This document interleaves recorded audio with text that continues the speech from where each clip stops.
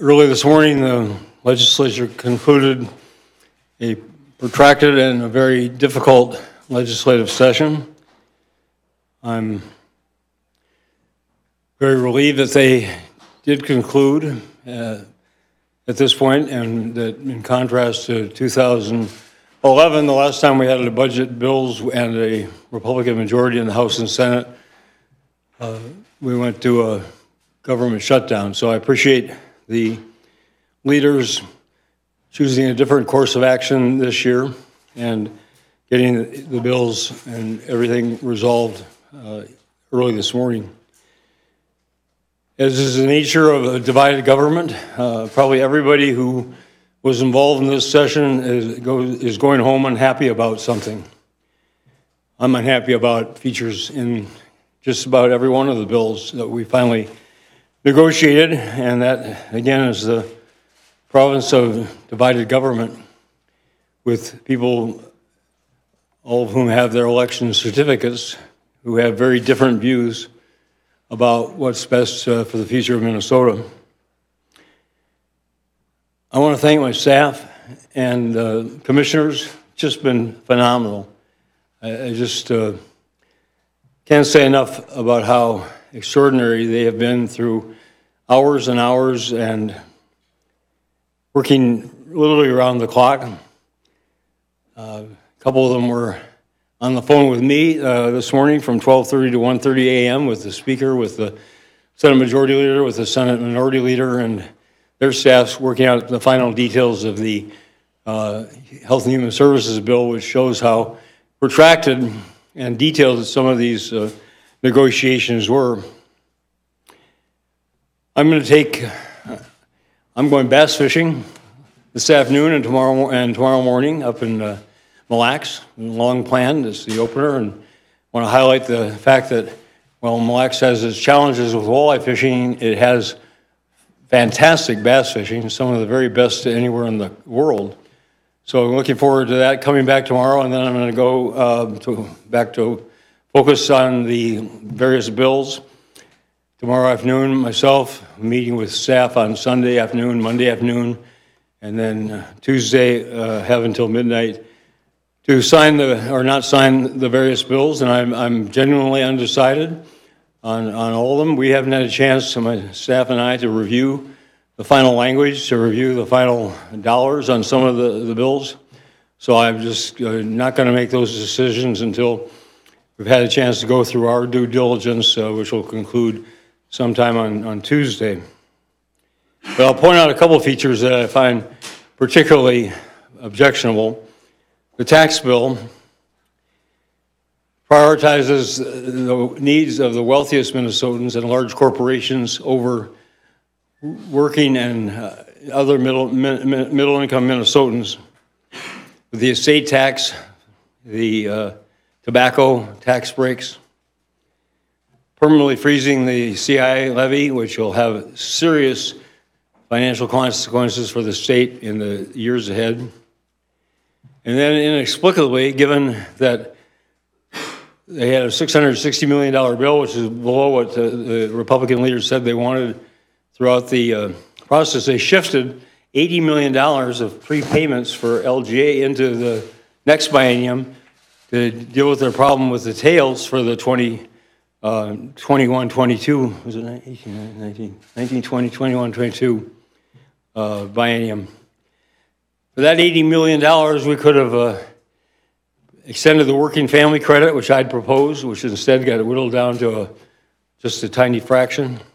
We also proposed raising revenues by closing some of the corporate tax loopholes, the special treatment that Minnesota gives to income earned abroad by companies and then brought into Minnesota. We don't even treat that as, we treat it more favorably than the federal government. We were proposing to conform Minnesota to the federal treatment, which would raise about $60 million in the next biennium and even more, about the same thereafter. That was turned down too. So then we, given those priorities, ran into the problems that we had with targets that were below what I wanted, what we had proposed, but everything was dictated from that point on by the tax bill that they insisted upon. Higher education, just to illustrate one, I feel very disappointed with what they were willing to provide for the University of Minnesota and Minnesota State, and for financial aid that was far less than those institutions requested. It's going to put extreme pressure on tuitions at all the campuses, and it's going to make it more difficult for students and their families to afford the cost of higher education. The pre-emption bill is just shameful. I said a couple of weeks ago I was going to veto the pre-emption bill. Republican majorities in the House and Senate knew that, and they chose to send me a bill with linked with unrelated subjects. The pension bill for the president and president, state and local public employees and the retirees, trying to take away the family leave or the parental leave provision that we put in place for state employees, which would have the effect of telling women who are about to deliver their babies and those who are currently on leave that that benefit will be just abruptly cut off, taken away from them at this stage in their pregnancy or in their immediate afterbirth. It's just cruel to do that to good people who depend upon that income during that critical time of their lives, and going to have it arbitrarily taken away as part of a political gambit.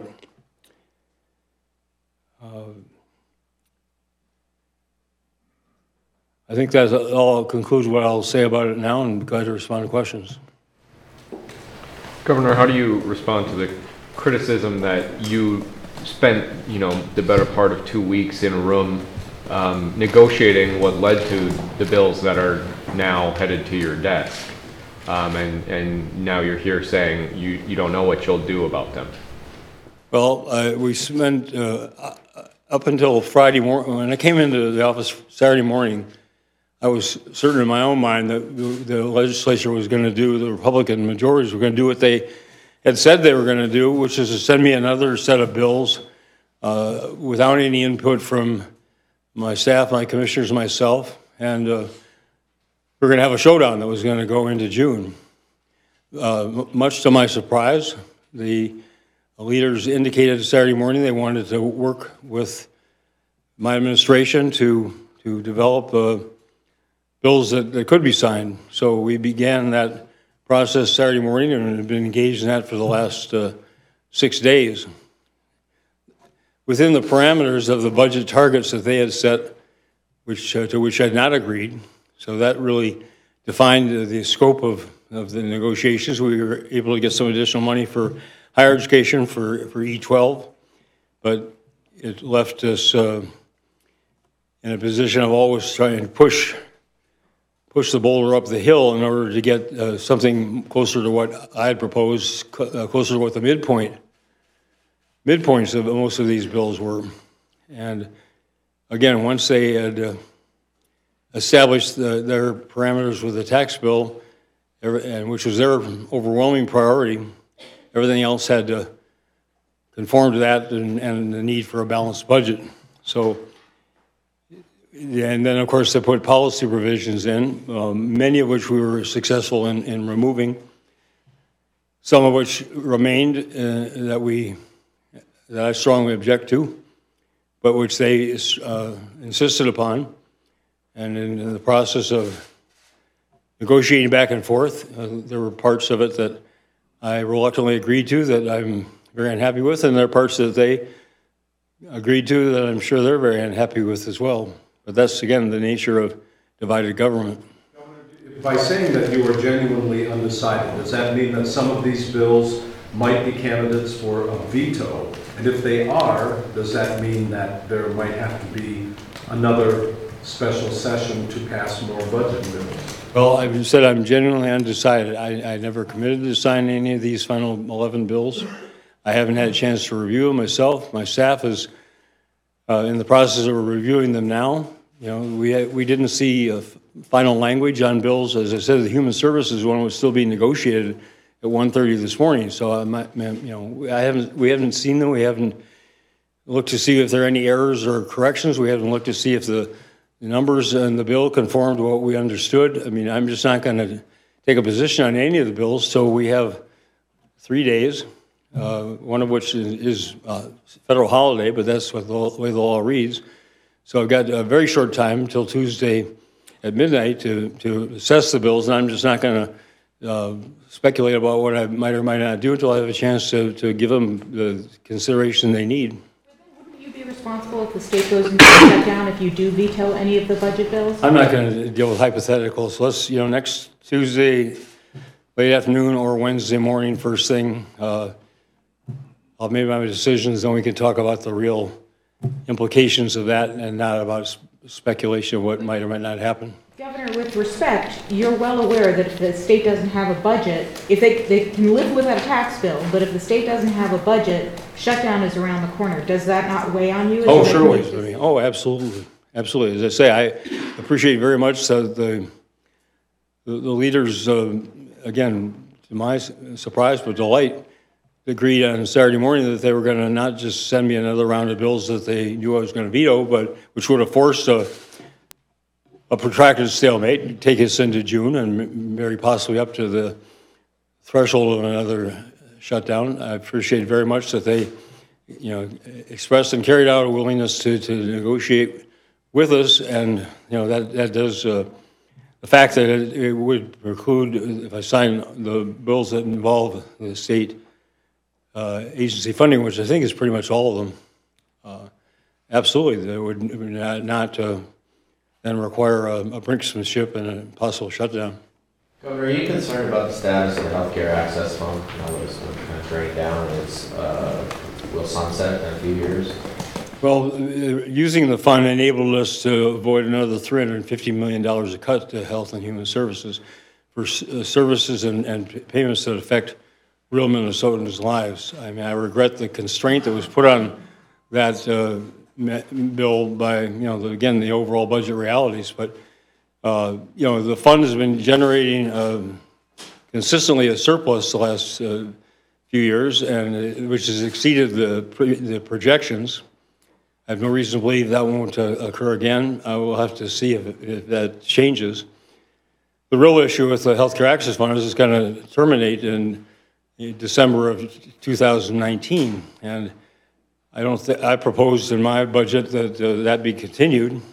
It didn't go anywhere this session, and it probably is not going to be seriously considered until the 2019 legislative session, when everybody involved, legislators and whoever's governor, are going to have to look over the brink of what the results would be if that is terminated, in which case whatever surplus is in the fund would be exhausted fairly quickly, and of course we don't know what the federal government is going to do either. So I believe the healthcare access fund is being used responsibly and of necessity to avoid even more drastic cuts in people's services and payments, and that it's in sound financial condition until December of 2019 comes around. Governor, with regard to teachers, a number of them were protesting here throughout the week, asking you to veto all the bills. They seem to be unhappy with the E through 12 bill. I'm just wondering, what do you say to those teachers that are unhappy with the way it turned out? Well, the legislature, with respect to the House and Senate, came in at 1.25 and 1.5% on the formula. I'd proposed 2%. We got the 2% for each of the next 2 years. Successfully fended off what were two of the Republican caucuses and very important members' top priorities, which were the vouchers and the contributions to funds that would contribute to private school scholarships.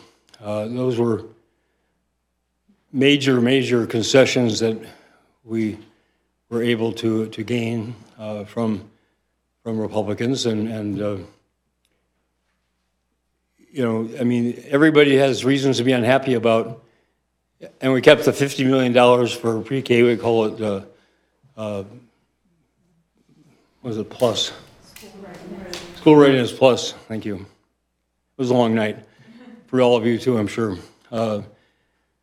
So did we get everything we wanted there? No. I mean, I had proposed a spending target for E12 that was a couple $100 million higher than what they would agree to. And as I said, we were able to put it up a little bit, not nearly enough. But given the aversion that many in the two caucuses, Republican caucuses, have toward public schools and public school teachers, we came out of it as well as we possibly could have. But certainly features there that I'm sure others are going to be unhappy with. There are going to be features in every one of these bills that people who care about them are going to be unhappy with. That's a given. That's unavoidable given the divided government, people with starkly different and sincerely held views. So, you know, that's just the reality. Process questions. You mentioned Tuesday as your deadline. These bills haven't been presented to you yet, have they? And so it wouldn't be Tuesday until they're presented. Secondarily, the special session bills, you actually have 14 days to decide. Are you saying you're going to decide on all of these next week? Very good question. We're told we're going to get all the bills today. I don't understand why Sundays are not counted. I don't understand why a national holiday doesn't count, but I'm told it doesn't, so that we have then Saturday, Monday, and Tuesday. You're right that there's a lack of clarity about whether it's 3 days or 14 days to veto the ones that are sign the ones that are in the special session. But I still vividly remember Governor Carlson in 1991. And I'm not going to, take any chances. And I think people deserve a decision promptly. So by the end of Tuesday, I'll have made those decisions. One more process question. Obviously, the agreement was they would finish up by Wednesday, 7 a.m. They finished up Friday at 4 a.m. Does that make any difference to you? Were you upset at that time management? Well, I mean, we can go back to time management, which is, a process question, and I'll leave it. I know the different legislative leaders, I've read their comments, have different views of what's responsible for that. What's important to me is they got done. Despite the fact that this is the first time that I've had an agreement, which I've had for every special session, that had a time deadline that it wasn't honored. But they were working hard at it and consistently at it, and as long as they were engaged in that process of finishing off the bills that were still pending, and there wasn't extraneous other bills or amendments being added that would have really torqued the process, I was willing to go along with that because I wanted them to get done, and I congratulate them for doing so. A lot of people are reflecting on the secrecy and the non-transparency of the process, the slipping in and out of language at the last minute, the legislators wanting to see this stuff, consolidation of decision-making in a few hands. They're saying that this process is fundamentally broken. It was built on consensus that hasn't existed for 25 years. Is there any turning back from this point, or do you disagree with that premise? Well, this is my last budget session. I can think about previous ones that have been finished a lot better. I think of previous ones that have been finished a lot worse. The nature of the process is at the very end, everything has to get decided. And especially when you have opposite, leadership in government, which, people don't compromise until they absolutely have to. And they don't absolutely have to until they reach the end. And the way things have gone in recent years, even that is not the kind of absolute deadline that it has been in the past. So you get everything, having to be worked out. Should it be in a public setting? I can make that case. It hasn't been in my 40 years in state government. So I don't know what a better process is. There are people who are advocating for, that kind of transparency a month or so ago. I never heard about it from them when we got into the real nitty-gritty, but it's certainly a deficiency in the process that there's so much decided, and so many legislators who have the same election certificates as others who are, excluded from those deliberations alike. I know what that's like. I was 100th in seniority in the U.S. Senate. I know it's like to, have something debated on the floor and then go into behind closed doors and come out looking very different from what I'd fought for. So I really understand that frustration. I don't know what the better solution is, and the next governor and legislature in 2019 are certainly, should take a look at it. What are your thoughts on the $1 billion bonding bill? Do you think that's something that you could sign at this point? Again, I'm just not going to prejudge anything. I have to look at it. I think a lot of negotiation went into that. All four of the leaders and caucuses, because the DFL caucuses had to be involved in that. There was a lot of back and forth. But I'm glad it got up to as high as it did. It went over the first $600 million, then $800 million that the House had proposed, and it's just under $1 billion. It's got many, many really good projects that really should have, been funded a year ago. So we're already behind the curve, and I'm encouraged. I don't hear any commitments, but there'll be another bonding bill next year, which we'll need just to start to catch up for the delays in so many of these projects. You look at the ones that were not funded, and some of them it's just a shame that they weren't, because they're so badly needed. So anyway, it's a overall good bill, I think, and but again, I'm not going to make a final decision until Tuesday.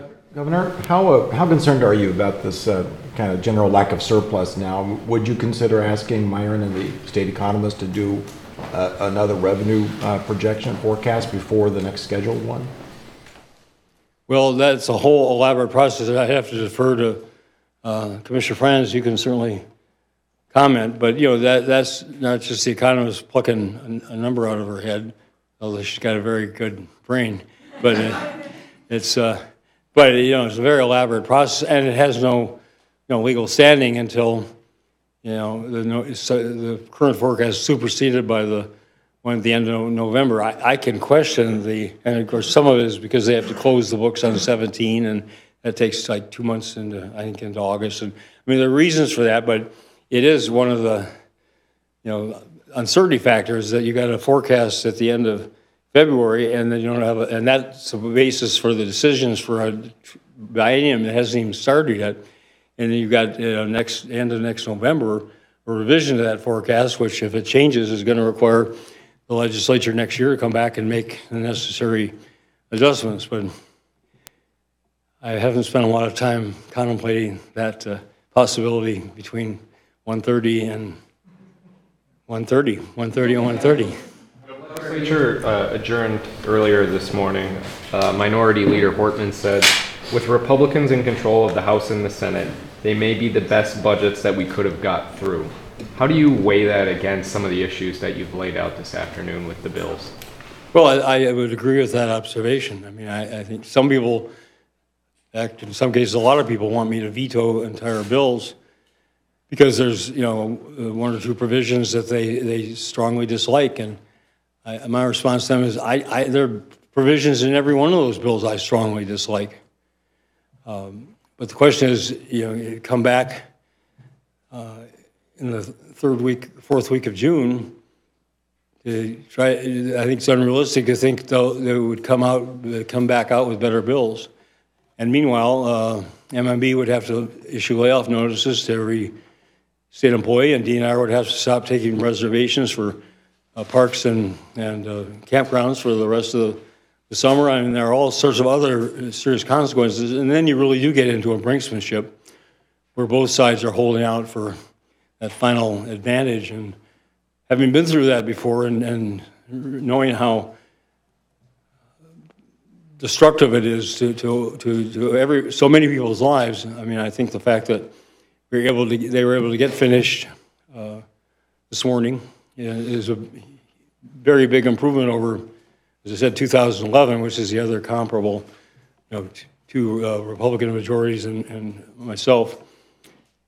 And I would agree with Representative Hortman. I think this is probably, it's far from what I would like to see. It's far from what probably the majority leaders would like to see. and the minority leaders, but that's the unavoidable reality of divided government. So if that's the unavoidable reality, why aren't you saying you'll just sign these bills where you personally were talking to lawmakers at 1 o'clock in the morning, I was told, and have read some of these bills personally before they went to the floors? Why aren't you just saying you'll sign them? Well, because why should I rush to judgment? We couldn't get language throughout the week, this week. We couldn't get spreadsheets. We couldn't get global budget targets for the following biennium until, was it Wednesday or Thursday? You got that one. And she had to write it, my chief of staff had to write it down. It wasn't even in writing. They just gave her the numbers and she had to write them down. That was the extent of the target. So, I mean, we haven't reconciled those as we found last time, 2 years ago with the tax bill. You know, there was a significant error and, you know, that undid the bill, to my judgment. So, I mean, I'm just not going to rush to judgment in this, and they've had 5 months. We deserve 3 days to assess the final products. Governor, given the fact that you tried many times with legislative leaders last year to get special sessions to fix the tax bill and various other things, how much does that weigh into your calculus as to whether to veto these bills, to call them all back, and try and get an agreement to call them all back by July 1st, should you veto one of these bills? Well, very definitely.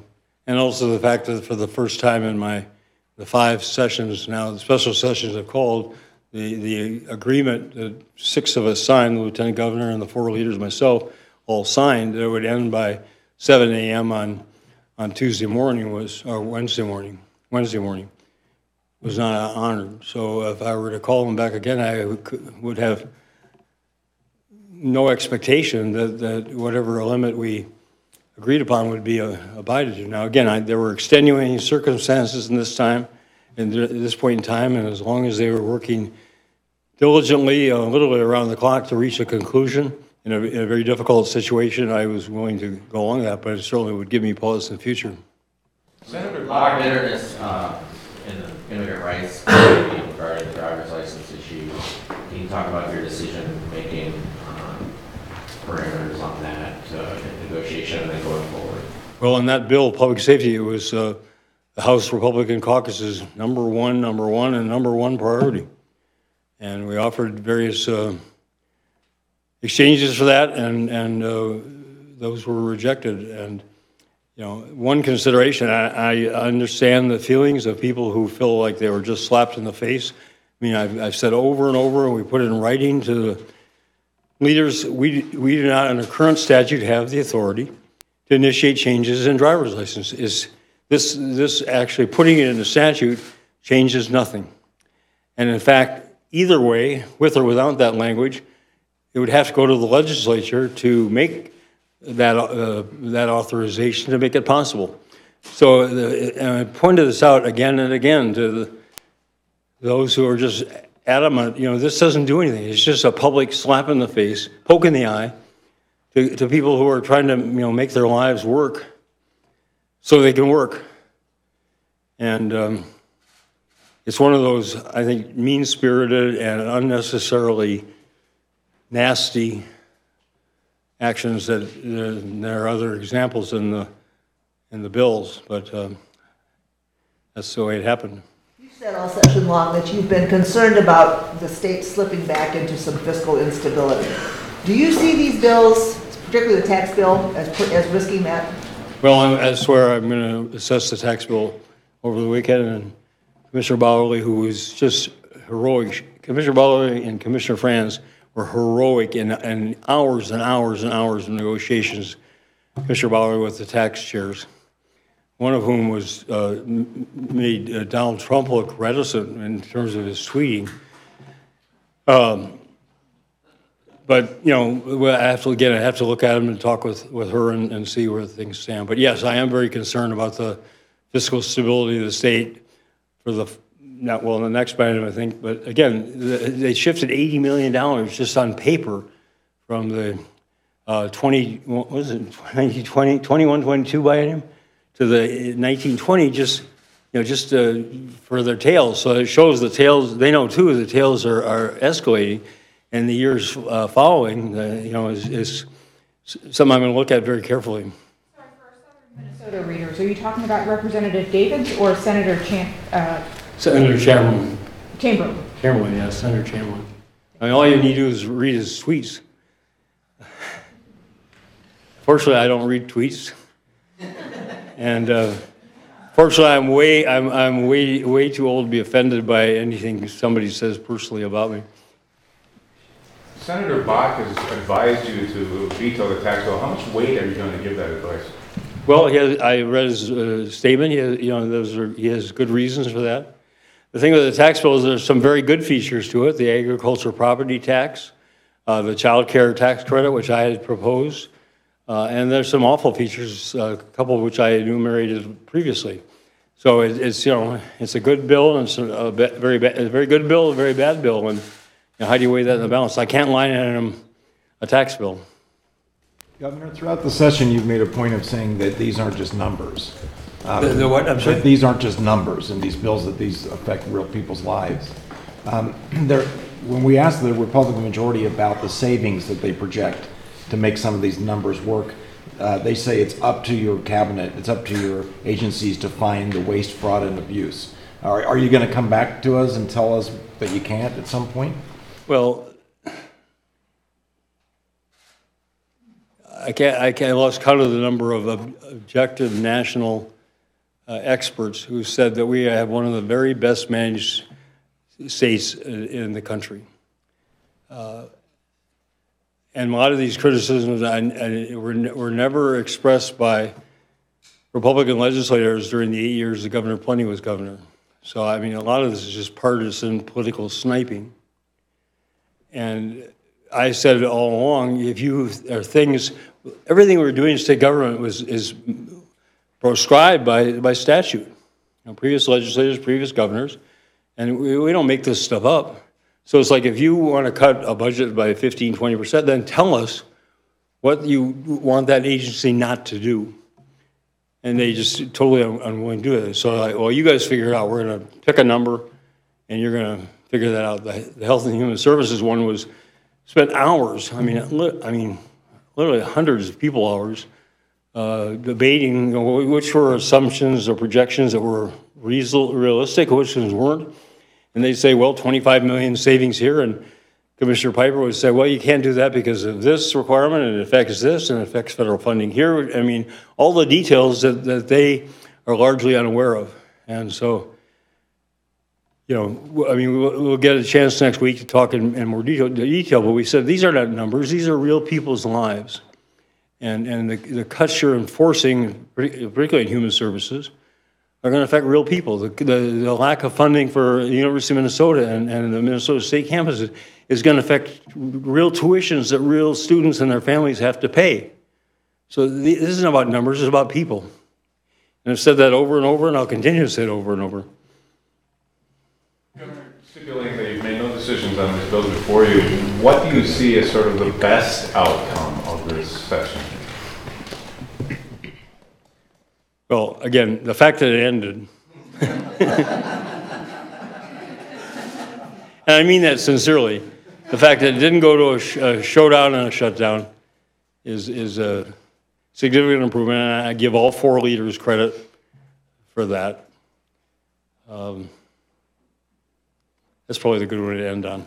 See you next Tuesday. Have a good weekend. Thank you, Governor. If I don't catch a pass, it's going to be much better, much better.